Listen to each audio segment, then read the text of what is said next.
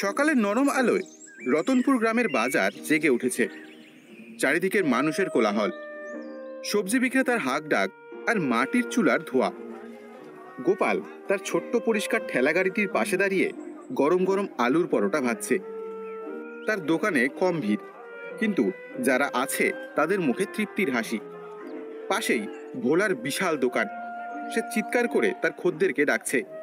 চলে আসুন, চলে আসুন, ভোলার গরম গরম পরোটা একবার খেলে আর ভুলতে পারবেন না। তাড়াতাড়ি চলে আসুন। একজন বৃদ্ধ লাঠিতে ভর দিয়ে কাঁপতে কাঁপতে গোপালের দোকানের সামনে এসে দাঁড়ায়। তার চোখে খিদে। বাবা, বড্ড খিদে পেয়েছে বাবা। 2 দিন হয়ে গেল আমি কিচ্ছুটি খাইনি। আমাকে তুমি একটা পরোটা দেবে বাবা? আমার কাছে কিন্তু কোনো পয়সা নেই বাবা। গোপাল এক মুহূর্তের জন্য তার টাকার বাক্সটার দিকে তাকায়, যেখানে মাত্র কয়েকটা কয়েন পড়ে আছে। তারপর হেসে বৃদ্ধর দিকে তাকায়। পয়সা লাগবে না বাবা, আপনি বসুন, আমি আপনাকে গরম পরোটা ভেজে দিচ্ছি।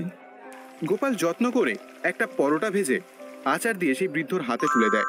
বৃদ্ধ তাকে আশীর্বাদ করতে করতে খেতে শুরু করে। এই দৃশ্য দেখে পাশ থেকে ভোলা ব্যঙ্গ করে ওঠে। আবার শুরু করলি তুই তোর ভিক্ষা দেওয়ার পালা? বলি, ব্যবসা করতে এসেছিস নাকি ধর্মশালা খুলেছিস? এভাবে চলতে থাকলে তো তুই তোর বউ আর ছেলেকে নিয়ে পথে বসবি রে বেটা। যার যা ভাগ্য সে তাই পায় ভোলা ভাই। আমার কাছে ক্ষুধার্তের মুখের হাসির চেয়ে বড় রোজগার আর কিছুই নেই। গোপালের মনটা একদম সোনার মতো, ওর মতো মানুষই হয় না। এই ছিল গোপাল। তার সততা আর দয়ার জন্য গ্রামের সকলেই তাকে শ্রদ্ধা করত।